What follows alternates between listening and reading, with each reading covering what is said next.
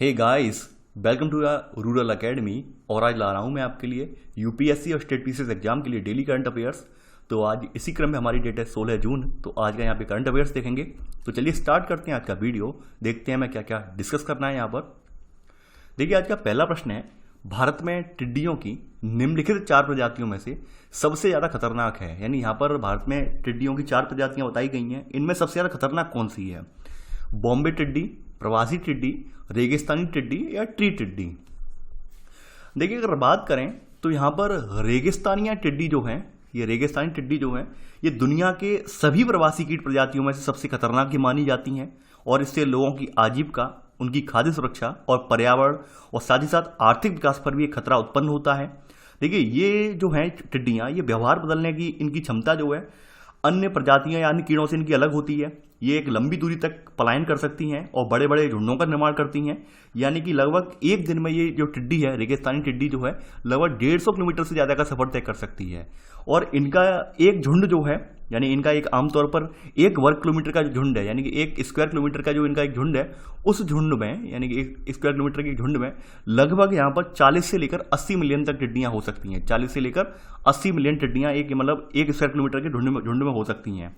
और एक अकेली रेगिस्तानी मादा टिड्डी जो है, ये 90 से 80 दिन के जीवन चक्र में लगभग 60 से 80 अंडे देती है। यानी कि एक रेगिस्तानी मादा टिड्डी जो होती है, उसका जीवन चक्र यानी लाइफ साइकिल लगभग 3 महीने की होती है। हम ये अमूमन मान लेते हैं 90 से 80 दिन लिखा है कि लाइफ साइकिल इनका 3 महीने का होता है। यानी अपने आप 3 महीने बाद ही खत्म हो जाते हैं।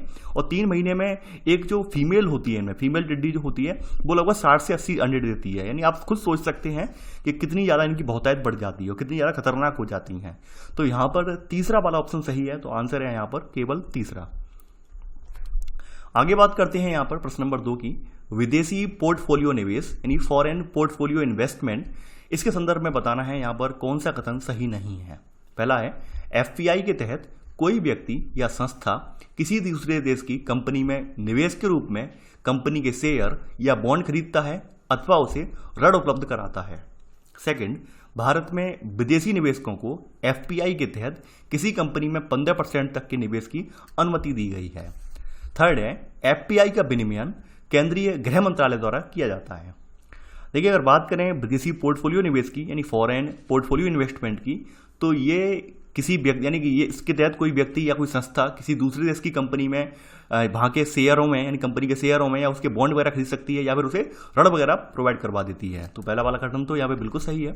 सेकंड वाला कथन यहाँ पर है, यहाँ पे बताया गया है कि भारत में जो एफपीआई के तहत निवेश है, उसकी लिमिट यहाँ पे बताई गई 15% तक एक कंपनी में हो सकता है। देखिए, 15% तक नहीं है, ये 10% है हमारे यहाँ। यानी हमारे यहाँ कोई कंपनी में, यानी कोई हमारे किसी भारतीय कंपनी में कोई विदेशी अगर उसके शेयर या बॉन्ड खरीदना चाहता है तो 10% शेयर या बॉन्ड बेचे जाएंगे, इससे ज़्यादा नहीं। तो यहाँ पर सेकंड वाला ऑप्शन गलत हो जाएगा। थर्ड है यहाँ पर एफपीआई का विनियमन केंद्रीय गृह मंत्रालय द्वारा किया जाता है। देखिए, ये बिल्कुल गलत है। जो फॉरेन पोर्टफोलियो इन्वेस्टमेंट है, इसका विनियमन जो है सेबी के द्वारा किया जाता है। सेबी जानते होंगे आप इसे, भारतीय प्रतिभूति और विनिमय बोर्ड, इसके द्वारा किया जाता है। बात कर लेते हैं एफपीआई और एफडीआई की। एफडीआई का मतलब आप जानते होंगे फॉरेन डायरेक्ट इन्वेस्टमेंट, और ये एफपीआई। देखिए, एफडीआई जो होता है वो लॉन्ग टर्म के लिए होता है। एफडीआई का मतलब ये होता है कि हम किसी देश में वहाँ के जो है इंफ्रास्ट्रक्चर वगैरह में, वहाँ पर किसी कंपनी को स्थापित करने में वहाँ पर इन्वेस्ट कर रहे हैं, और ये लॉन्ग टर्म के लिए होता है एफडीआई। एफपीआई ये होता है कि मान लीजिए जैसे शेयर बाजार होता है, शेयर बाजार में जैसे आपने मुनाफे के लिए कुछ 1 या 2 दिन के लिए पैसा लगा दिया, 4-6 दिन के लिए लगा दिया, तो वो एफपीआई के तहत माना जाता है। इसी तरह से तमाम विदेशी निवेशक जो होते हैं वो लॉन्ग टर्म के लिए निवेश करना नहीं चाहते हैं, शॉर्ट टर्म के लिए निवेश करना चाहते हैं। या फिर एफपीआई में एक सुविधा और होती है, एफडीआई के लिए निवेश की राशि जो होती है, धनराशि बहुत ज्यादा चाहिए होती है हमें, यानी कि हमें कोई इंफ्रास्ट्रक्चर लगाना है, इंफ्रास्ट्रक्चर खड़ा करना है, तो उसके लिए हमें एक विशाल धनराशि की जरूरत पड़ेगी। वहीं एफपीआई के लिए क्या है कि भाई कंपनी के शेयर हैं, कंपनी के शेयर का एक छोटा सा हिस्सा हमने ले लिया। तो एफपीआई में जो है शॉर्ट टर्म में भी होता है, और एफपीआई में जो है लागत जो है यानी कीमत, वो भी आदमी की जेब पर भारी नहीं पड़ती है। तो ये एफपीआई और एफडीआई में अंतर है। तो यहां पर यह पूछा गया है कौन सा कथन सही नहीं है। यहां पर बी, यानी कि केवल दूसरा और तीसरा कथन सही नहीं है। तो आंसर है यहां पर बी। प्रश्न नंबर 3 है यहां पर, ऑनलाइन कोच विकास कार्यक्रम की शुरुआत निम्नलिखित में से किन संस्थाओं के द्वारा संयुक्त तौर पर की गई है? भारतीय बैडमिंटन संघ और भारतीय खेल प्राधिकरण, बी भारतीय कुश्ती संघ और भारतीय तीरंदाजी संघ, थर्ड, भारतीय बैडमिंटन संघ और भारतीय कुश्ती संघ, भारतीय तीरंदाजी संघ और भारतीय खेल प्राधिकरण। देखिए अगर बात करें बैडमिंटन एसोसिएशन ऑफ इंडिया, जिसे शॉर्ट में यहाँ पर BAI के नाम से जाना जाता है, यानी बैडमिंटन एसोसिएशन ऑफ इंडिया, और भारतीय खेल प्राधिकरण यानी स्पोर्ट्स अथॉरिटी ऑफ इंडिया ने संयुक्त तौर पर 20 अप्रैल 2020 को मुख्य राष्ट्रीय कोच पुलेला गोपीचंद के नेतृत्व में एक ऑनलाइन कोच विकास कार्यक्रम शुरुआत किया है। यानी कि ये यहाँ पर ये मुख्य कोच इनके हैं पुलेला गोपीचंद, इनका नाम आपने अखबारों में पढ़ा होगा अभी हाल में, ये कोच हैं। तो इनके नेतृत्व में, पुलेला गोपीचंद के नेतृत्व में ये ऑनलाइन कोच विकास कार्यक्रम स्टार्ट किया है। ठीक है, पुलेला गोपीचंद, ठीक है, इनके नेतृत्व में स्टार्ट किया है ये। तो यहाँ पर यह कार्यक्रम जो है ये 3 सप्ताह तक, यानी कि 3 सप्ताह तक हफ्ते में 5 दिन चला करेगा, और इस दौरान संपूर्ण कोर्स को 39 सब्जेक्ट्स में बांटा गया है, यानी 39 विषयों में इसे बांटा गया है। और इस ऑनलाइन कोच विकास कार्यक्रम के माध्यम से जो ट्रेनर हैं इनको शीर्ष स्तर के कोचों से विस्तार से सीखने का मिलेगा, यानी मौका मिलेगा। ये जो प्रशिक्षक हैं, यानी कि जो और बच्चों को सिखाते हैं, उन्हें जो स्टेट लेवल के या फिर राष्ट्रीय लेवल के या अंतर्राष्ट्रीय लेवल के कोच हैं उनसे सीखने का और मौका मिलेगा। तो यहाँ पर पहला वाला ऑप्शन सही है, क्योंकि ये एक भारतीय बैडमिंटन संघ और भारतीय खेल प्राधिकरण, इसके द्वारा ये शुरू किया गया है। किसके नेतृत्व में है? पुलेला गोपीचंद के नेतृत्व में है ये। तो यहाँ पर पहला ऑप्शन सही है, तो आंसर है ए। प्रश्न नंबर 4 है आज आपका, अगरकर अनुसंधान संस्थान यानी अगरकर रिसर्च इंस्टीट्यूट ARI, इसके संदर्भ में बताना है कौन सा कथन सही नहीं है, यानी गलत कौन सा है। पहला है ARI भारतीय आयुर्विज्ञान अनुसंधान परिषद Indian council of medical research के तहत एक अनुसंधान संस्थान है। सेकंड, इसकी स्थापना वर्ष 1940 में की गई, 1940 में Maharashtra association for the cultivation of science के रूप में की गई थी। थर्ड है ARI द्वारा हाल ही में कोविड-19 संक्रमण के लिए परीक्षण किट का विकास किया गया है।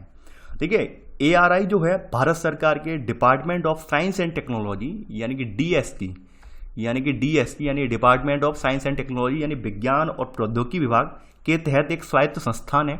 तो पहला वाला ऑप्शन तो गलत हो गया, यानी ये ICMR के तहत एक अनुसंधान संस्थान नहीं है, बल्कि department of science and technology यानी विज्ञान और प्रौद्योगिकी विभाग के तहत एक स्वायत्त संस्थान है। तो पहला ऑप्शन गलत है। सेकंड बात यहाँ पर सही है, इसकी स्थापना जो है 1946 में Maharashtra association for the cultivation of science के रूप में की गई थी। तो सेकंड ऑप्शन यहाँ सही है। थर्ड है, देखिए यहाँ पे बताया गया है कि भाई ARI के द्वारा हाल में कोविड-19 के संक्रमण के लिए परीक्षण किट का विकास किया गया है। देखिए थर्ड वाला ऑप्शन गलत है। ARI ने यहाँ पर यानी कि अगरकर रिसर्च इंस्टीट्यूट ने किसी प्रकार की कोविड-19 की परीक्षण किट का विकास नहीं किया है। तो यहाँ पर पूछा यही गया है कौन से कथन सही नहीं है। यहाँ पे पहला और तीसरा कथन सही नहीं है, तो आंसर होगा सी, केवल 1 और 3। प्रश्न नंबर 5 है, देखिए यहाँ पर भौगोलिक संकेतक हैं और संबंधित राज्य किससे संबंधित है ये। देखिए यहाँ पर बताया गया है कंधमाल हल्दी उड़ीसा, नागोतेर है यानी हैंडीक्राफ्ट है ये मिजोरम, काजी नेमू कृषि से संबंधित है ये त्रिपुरा। देखिए बात करें कंधमाल हल्दी की, तो ये उड़ीसा का GI टैग है, यानी उड़ीसा का हल्दी का एक टैग है कंधमाल हल्दी, ठीक है। इसके बाद जो नागोतेरा है एक हैंडीक्राफ्ट है एक तरह का ये, तो ये मिजोरम का टैग है, ये सेकंड वाला ऑप्शन सही है। देखिए अगर काजी नेमू की बात करें, कृषि से संबंधित कृषि पद्धति है ये, काजी नेमू कृषि से संबंधित है, तो ये त्रिपुरा से संबंधित नहीं है, बल्कि ये असम राज्य से संबंधित है, यानी कि ये किससे संबंधित है, ये आपके असम राज्य से संबंधित है। तो यहाँ पर पहला और दूसरा कथन सही है, तो आंसर है यहाँ पर बी, केवल 1 और 2। तो ये तो था हमारा आज का वीडियो। आई होप आपको आज का वीडियो पसंद आया होगा। आज का वीडियो आप लोग लाइक शेयर करना बिल्कुल ना भूलें, और साथ ही साथ कमेंट में अपनी प्रतिक्रियाएं भी दें कि आपको वीडियो कैसा लगा आपको। तो चलिए आज के लिए बस इतना ही। Thanks for watching. जय हिंद।